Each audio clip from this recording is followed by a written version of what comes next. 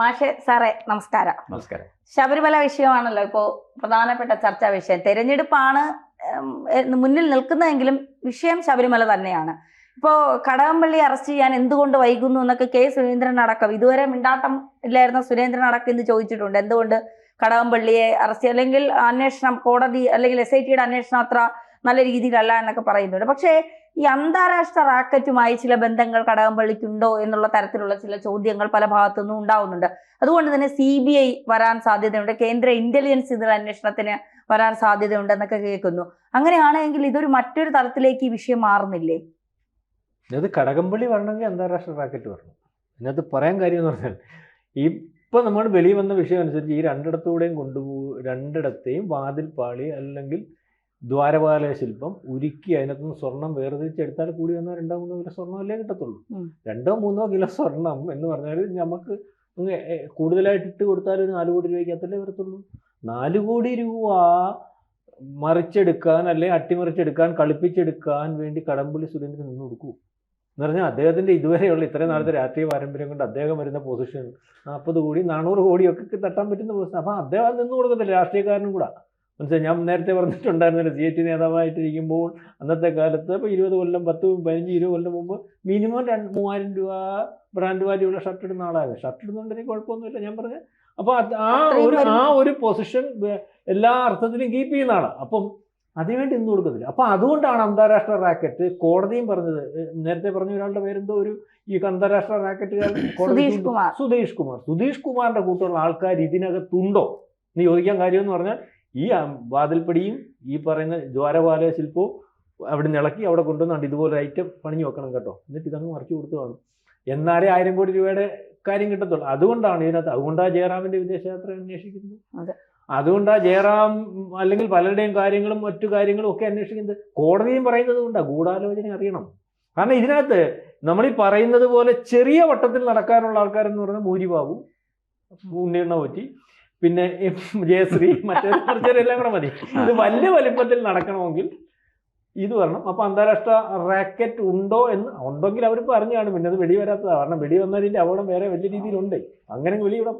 അപ്പോൾ അങ്ങനെ വരുമ്പം എന്തായാലും കടകംപള്ളി കുടുങ്ങും. കടകംപള്ളി ഇമാതിരി കാര്യത്തിനകത്തൊക്കെ ചേരാൻ താല്പര്യമുള്ള ആളാണ്. അപ്പോൾ കുടുങ്ങാനുള്ള സാധ്യത അന്ന് പറഞ്ഞിട്ടും പോയിട്ടുണ്ട്. നമ്മൾ ഇതുവരെയുള്ള അങ്ങനെയാണല്ലോ. മൂരിബാബു പറഞ്ഞെന്ന് പപ്പൻ്റെയും മറ്റേടെയും പേര് പറഞ്ഞു. ഞാൻ കൊണ്ട് കാണിച്ചായിരുന്നു, സൈൻ മേടിച്ചായിരുന്നു, 2 ഭാഗത്ത് പോയല്ലോ. അതിനുശേഷം പപ്പൻ പറഞ്ഞേക്ക് നിന്ന് ഞാൻ മാത്രമല്ല, എനിക്ക് മേളിൽ നിന്നൊരു കത്ത് വന്നായിരുന്നു. പിന്നെ അതിനകത്ത് തന്ത്രിയും കൂടെ പിടിച്ചിട്ടുണ്ട്. 2007 തൊട്ട് രാഷ്ട്രീയക്കാരൻ്റെ സംസാരം. 2007 തൊട്ട് തിരുമേനി ഇവിടെ ഉണ്ടല്ലോ. അപ്പം ഇതിന് മുമ്പോട്ടും ആൾക്കാർ കള്ളന്മാരുണ്ടല്ലോ. അതുകൊണ്ടാണ് തന്നെ ആദ്യം ചോദിച്ച ചോദ്യത്തിനകത്ത് ഉത്തരം വരാത്തത്. എന്താ കോൺഗ്രസ് ഇറങ്ങാത്തത്, എന്താ BJP ഇറങ്ങാത്തത്, നല്ലപോലെ കുലിക്കുക, ഇതെല്ലാം അതിനകത്ത് വരും. അല്ല, ഇത് ചെറിയ ഒരു കളവായിട്ട് നമ്മൾക്ക് കണക്കാക്കേണ്ടതില്ല. ഇതൊരു വലിയ കളവാണ്. മാത്രമല്ല, ഇത് പത്രങ്ങളിലും അതേപോലെ തന്നെ മറ്റ് മാധ്യമങ്ങളിലും ഒക്കെ ചർച്ച ചെയ്യുന്ന പോലെ അയ്യപ്പൻ്റെ വാതിൽ പടികൾ ഇളക്കി, അല്ലെങ്കിൽ ദ്വാരപാലക ശില്പത്തിൽ പൊതിഞ്ഞിരുന്നതായിട്ടുള്ള സ്വർണ്ണപ്പാളികൾ ഇളക്കിയെടുത്തുകൊണ്ട് ഉരുക്കി ആ സ്വർണം വിറ്റു എന്ന് പറയുന്നത് ലോകമണ്ടത്തരാണ്.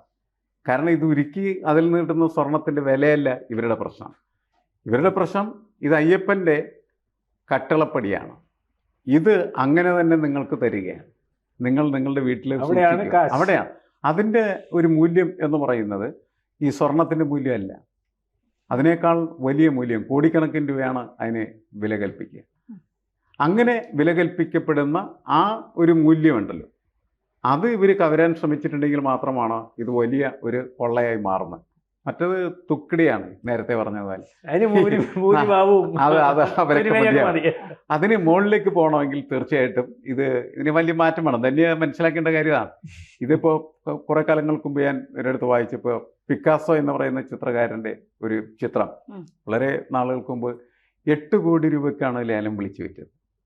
ഒരു ചിത്രം 8 കോടി രൂപയ്ക്ക് ലേലം വിളിച്ചു വിൽക്കുന്നതിൻ്റെ സാങ്കത്യം എന്താണ് എന്ന് പരിശോധിക്കുമ്പോൾ അതിനിങ്ങനെ ഉള്ള മേഖലയിൽ ലഭ്യമാകുന്നതായിട്ടുള്ള മൂല്യമാണ് പ്രധാനപ്പെട്ടത്.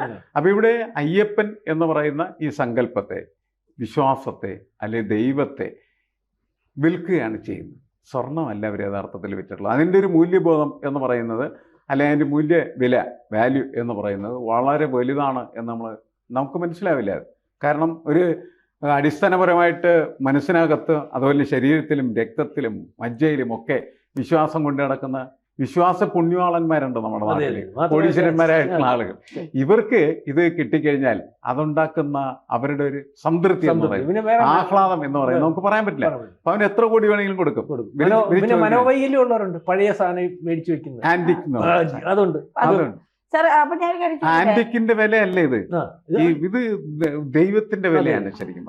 അതൊരു വലിയ വിലയാണ്. എത്ര കോടിയെന്ന് നമുക്ക് പറയാനായിട്ട് പറ്റില്ല എന്നുള്ള. ആയിരക്കണക്കിന് കോടി. വാജിശില്പം ഒക്കെ ഇതുപോലെ തന്നെ മോഷണം നടത്തിയ തന്ത്രി ആ കൂട്ടത്തിൽ പെട്ടതാണ് ശരിക്കും. ഇവന്മാരെല്ലാവരും കൊണ്ടുപോയിട്ട് തിരിച്ചു കൊണ്ടുവന്നില്ലേ?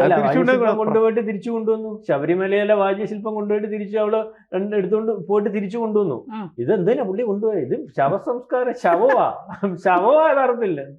താന്ത്രിക വിധിപ്രകാരം കൊടിമരം ദഹിപ്പിക്കേണ്ടതാ. ഇതെന്തിനാ പുള്ളി വീട്ടിൽ കൊണ്ടുപോയത്? മാത്രമല്ല ഇതിനു മുമ്പ് പല കൊടിമരങ്ങളും പ്രധാനപ്പെട്ട ക്ഷേത്രങ്ങളിൽ ഇതുപോലെ പൊളിച്ചിട്ടുണ്ട്. ഇതിന്റെ എല്ലാം വിഗ്രഹം കഴിഞ്ഞ ദിവസം താഴികക്കുടം കാണാനില്ല, വിഗ്രഹം പുള്ളി കൊണ്ടുപോയിട്ട്. അല്ല, ഇതൊക്കെ ഈ അന്വേഷണം ചെല്ലുന്ന സമയത്താണ് ഓരോന്നോരോന്ന് അവിടെ ഉണ്ടോന്ന് ഒരു ചോദിക്കും. അങ്ങനെ ഒരു പ്രശ്നമാണ്. ചോറ്റാനിക്കര അമ്പലത്തിലെ ഒരുപാട് ഇതുപോലെ. ചോറ്റാനിക്കര അമ്പലത്തിലെ അല്ല തന്നെ, ഇതിനകത്ത് നമ്മൾ പറഞ്ഞുകൂടാ, പറഞ്ഞാലും കുഴപ്പമില്ല, നമുക്ക് ഇതിനകത്ത് കാര്യമില്ല. പ്രധാനപ്പെട്ട ക്ഷേത്രങ്ങളിലെല്ലാം ഈ പറയുന്ന ബുക്കിനകത്തേ ഉള്ളൂ ഇപ്പൊ സാധനങ്ങൾ. അല്ലാത്ത ഇപ്പൊ അയ്യപ്പൻ അതിനകത്ത് കയറി നമുക്ക് പരിശോധിക്കാനൊക്കത്തില്ലല്ലോ. വേറെ വല്ലയിടത്തും ശ്രീകോവിലിൽ ആർക്കും കയറാൻ പറ്റില്ല, ആർക്കും കയറാൻ പറ്റില്ല, ആർക്കും പരിശോധന നടത്താൻ പറ്റത്തില്ല, ഉദ്യോഗസ്ഥർക്ക് പോലും പറ്റില്ല, ആർക്കും പറ്റില്ല. അപ്പൊ ഇത് അങ്ങനത്തെ ഒരു വലിയ ഒരു രഹസ്യ ലോകമാണ്. ആ രഹസ്യ ലോകത്ത് ഇത്തരം കാര്യങ്ങൾ സംഭവിക്കുന്നത് പിന്നീട് എപ്പോഴെങ്കിലും എന്തെങ്കിലും കാരണത്തിന്റെ പുറത്ത് വന്നു കഴിഞ്ഞാൽ പിന്നീട് അന്വേഷിക്കാം. കേസായി കഴിഞ്ഞ ഉദ്യോഗസ്ഥർക്കും പോലീസുകാർക്ക് അകത്തേക്ക് കയറാം. അതല്ലാത്ത സമയത്ത് കയറി കഴിഞ്ഞാൽ ഉടനെ വലിയ ബഹളം ഉണ്ടാക്കും.